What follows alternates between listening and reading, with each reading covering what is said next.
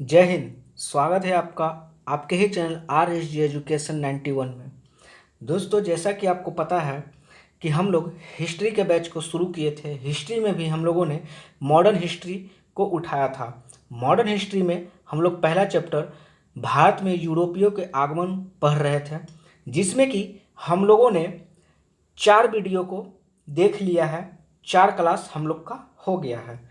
4 class में हम लोगों ने पुर्तगाली, डेनिश, डच, स्वीडिश, फ्रांसीसी, कर्नाटक का युद्ध, ये सब 4 वीडियो को हम लोगों ने देखा है। आज हम लोग अंग्रेज के बारे में पढ़ेंगे कि अंग्रेज भारत में कब आए और इन्होंने भारत में आने के क्रम में क्या क्या किया और ये लोग कैसे आए। तो चलिए स्टार्ट करते हैं हम लोग अंग्रेज को। तो अंग्रेज जो है कि 31 दिसंबर 1600 को भारत में आए थे। तो इनको जो है कि इस कंपनी को एलिजाबेथ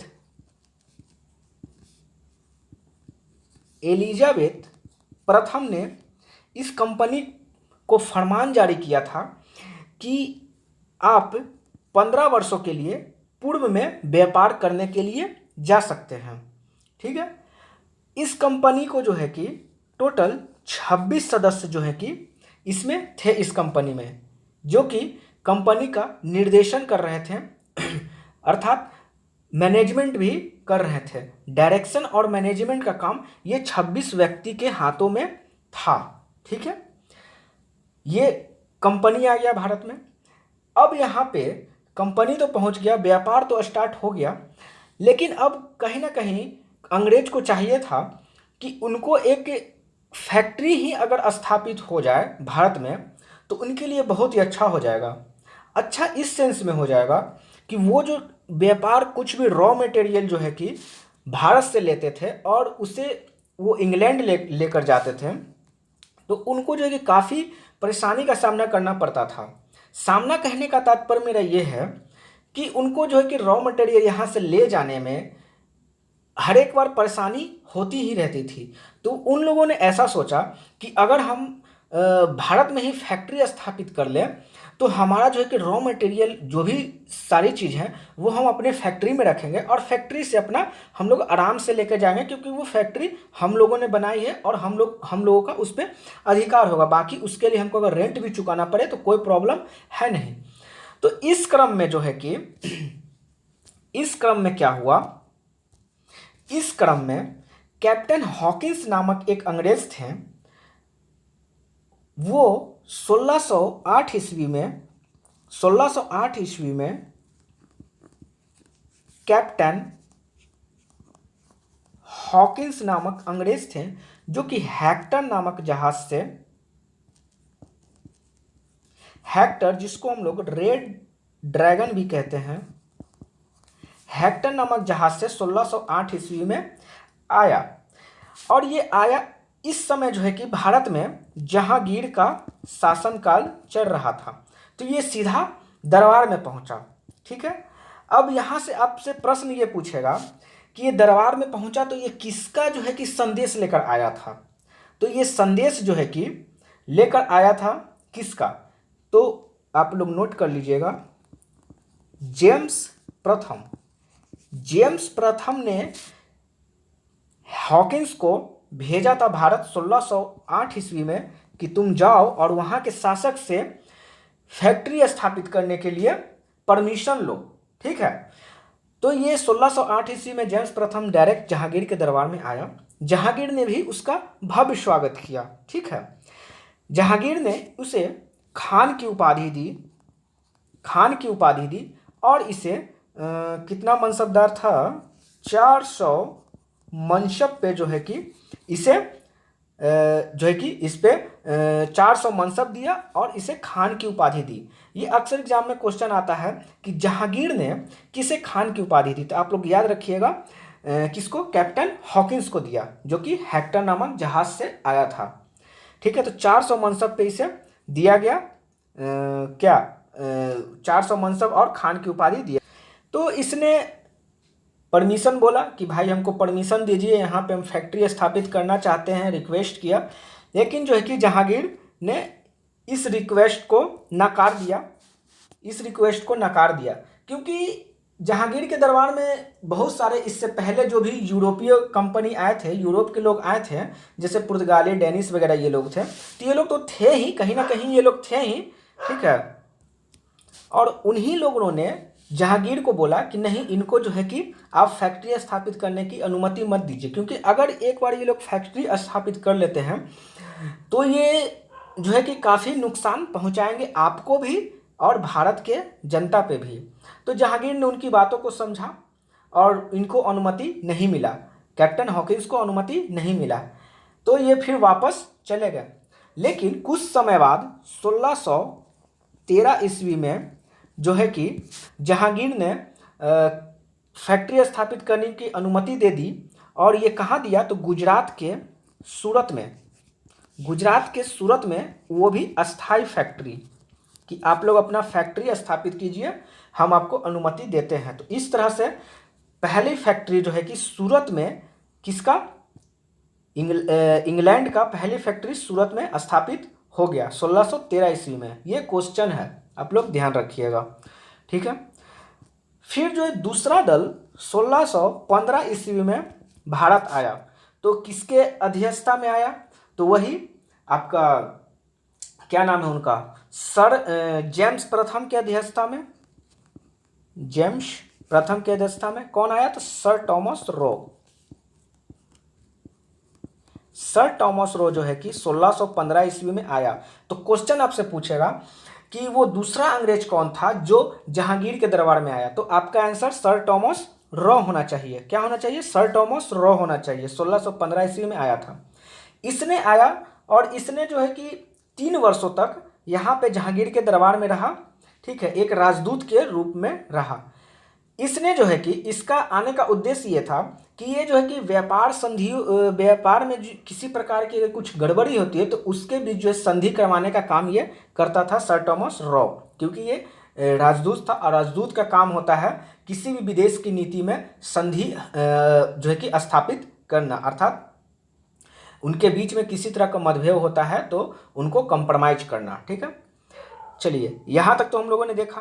अब अंग्रेज जो है कि अंग्रेज जो है कि ये अपना और भी चाह रहे थे कि हमको और मुनाफा हो, तो इसने 1632 ईस्वी में एक गोलकुंडा के शासक हैं जिनका नाम है अब्दुल्ला कुतुब शाह एक शासक थे। इससे इन्होंने 500 पैगोड हम लोग स्वर्ण मुद्रा को बोलते हैं, ठीक। 500 पैगोड पे जो है कि अब्दुल्ला कुतुब शाह से इसका बंदरगाह ले लिया। कहाँ का? गोलकुंडा का बंदरगाह ले लिया, ठीक है।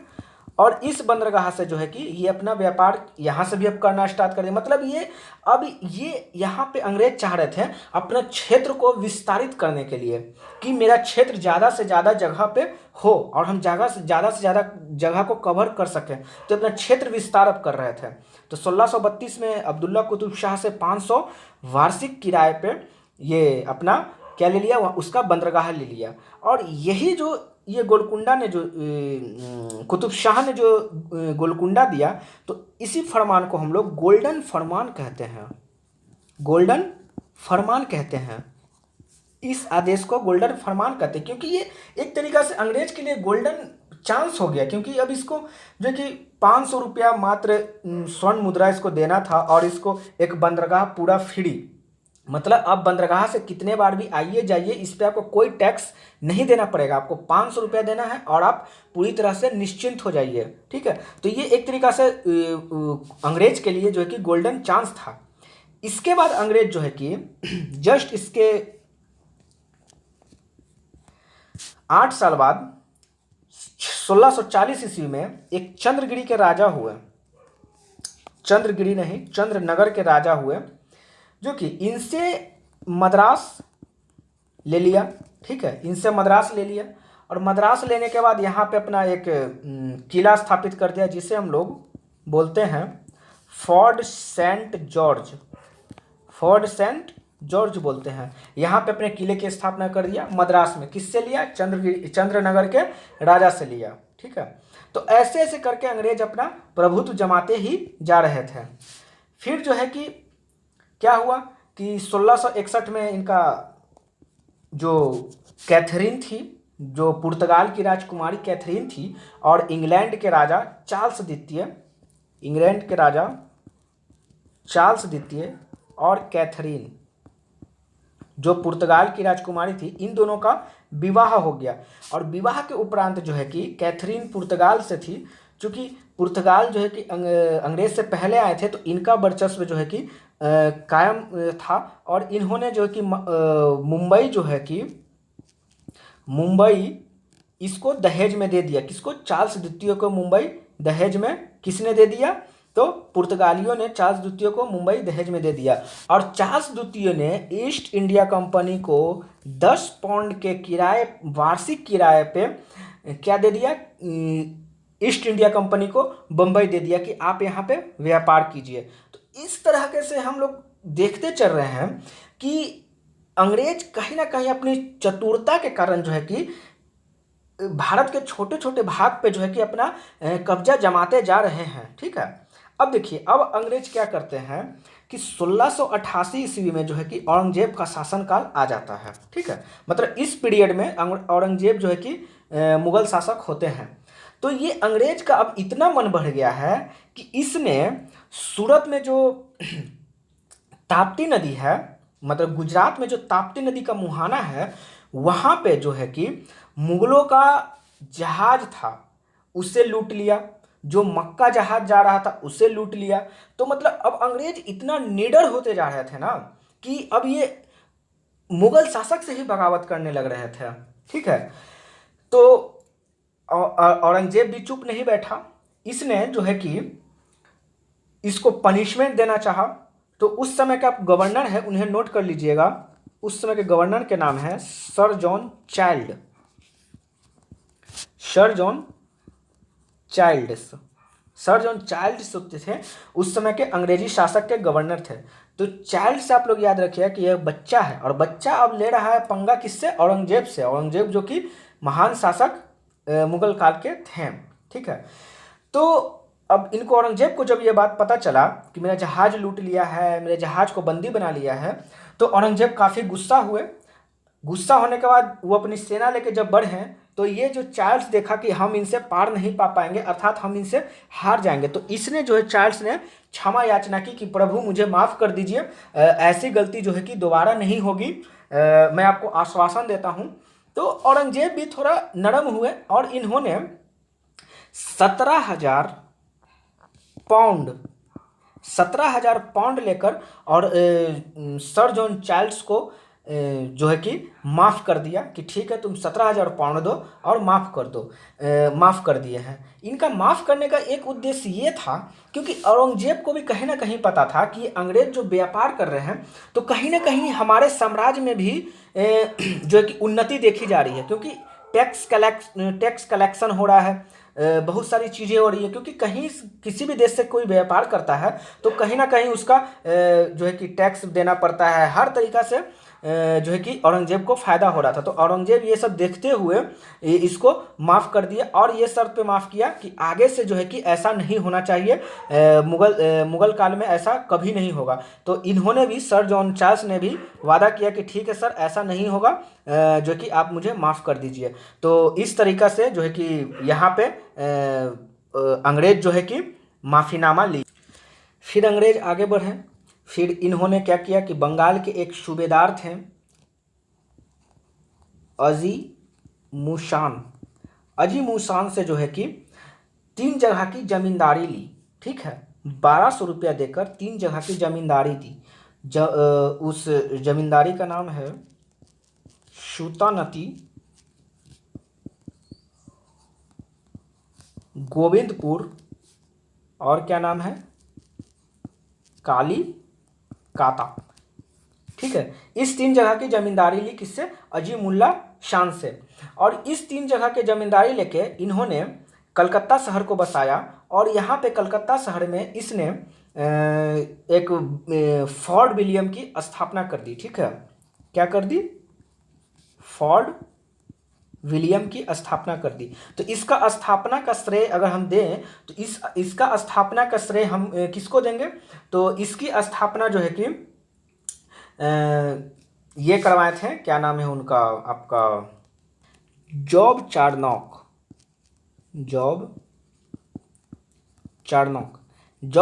ने फोर्ट विलियम की स्थापना करवाई थी कलकत्ता में। और एग्जाम में ऐसे क्वेश्चन आते हैं कि किसने करवाई थी। और इसके पहले अध्यक्ष की हम बात करें तो सर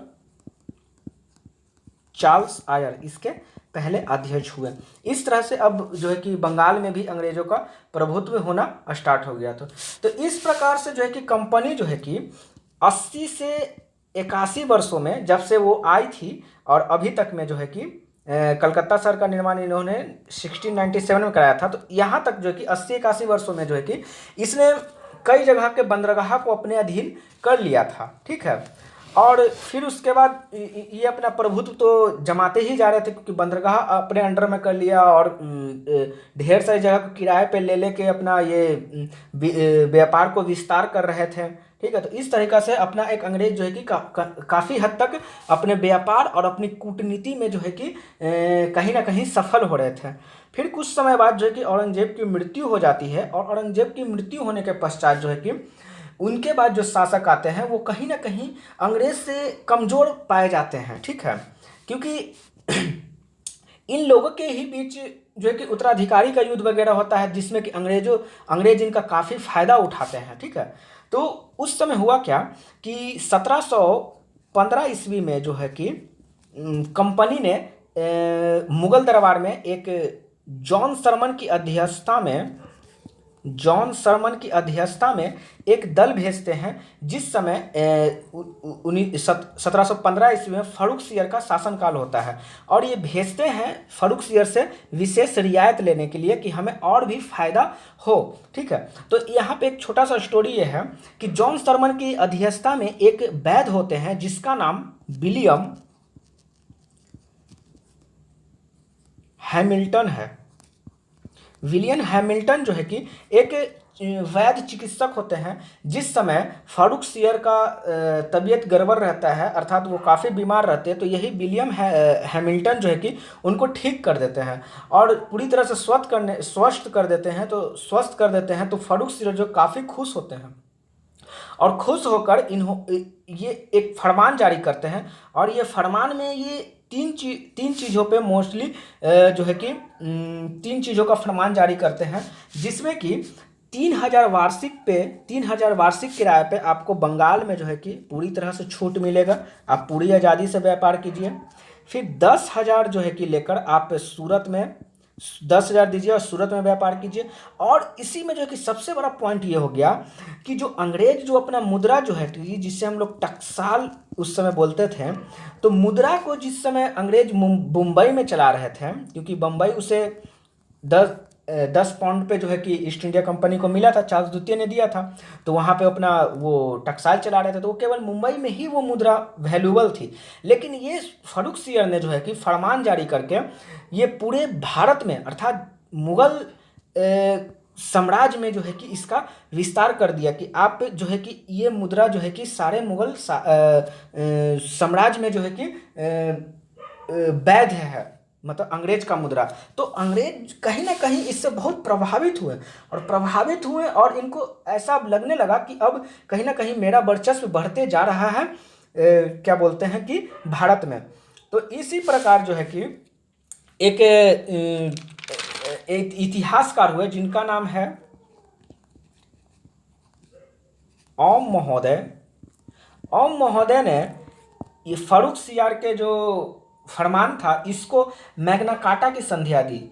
बोला कि ईस्ट इंडिया कंपनी के लिए एक महाधिकार पत्र है, अर्थात मैग्ना कार्टा की इसे संज्ञा दिया। तो इस प्रकार जो है कि अंग्रेज पूरी तरह से अब भारत पे हावी हो चुके थे और अब आने वाले काफ़ी समय में इनको पता चल गया था कि हम अब भारत पे लंबे समय तक टिक सकते थे, क्योंकि इनके जो सारे प्रतिद्वंदी थे वो सब पीछे ही इनसे रेस में छूट चुके थे। तो इस प्रकार हम लोगों ने इस चैप्टर को देखा और ये चैप्टर हमारा यहाँ पे समाप्त होता है। लेकिन अभी अंग्रेज के बारे में हमें और भी बातें पढ़नी है कि और क्या क्या हुआ, कैसे गवर्नर, तो ये सब आगे की चीज़ें हैं। अब इसके बाद हम लोग नेक्स्ट चैप्टर क्या पढ़ेंगे, उत्तरकालीन मुगल शासक। उत्तरकालीन मुगल शासक को हम लोग नेक्स्ट चैप्टर में पढ़ेंगे। यहाँ पे हमारा यूरोपीय भारत का आगमन जो है कि समाप्त हो चुका है। तो यहाँ तक आप लोगों ने देखा कि कैसे अंग्रेज अपना भारत पे प्रभुत्व जमाए, और इसी उपलब्धि के बाद जो है कि ये अंग्रेज साम्राज्य अपना विस्तार का उनका मार्ग जो है कि खुल गया और वो पूरी तरह से भारत में एकाधिकार हो गया और ये अपना व्यापार पूरी तरह अच्छी ढंग से जो है कि करने लगे। तो चलिए हम लोग मिलते हैं नेक्स्ट वीडियो में। आई होप कि आपको ये वीडियो अच्छा लगा होगा। अच्छा लगा है तो लाइक कीजिए, नहीं अच्छा लगा है तो डिसलाइक कीजिए, ठीक है, लेकिन कोई काम कीजिए ज़रूर, ठीक है। चलिए, और कमेंट बॉक्स में बताइएगा कि वीडियो में आपको जो है कि क्या परेशानी हुई, क्या देखने में दिक्कत हुआ, क्या समझने में परेशानी हुई, तो आप उसे बताइएगा तो मैं उसे फिर से रिसॉल्व करने का कोशिश करूँगा। तो चलिए दोस्तों, धन्यवाद, जय हिंद।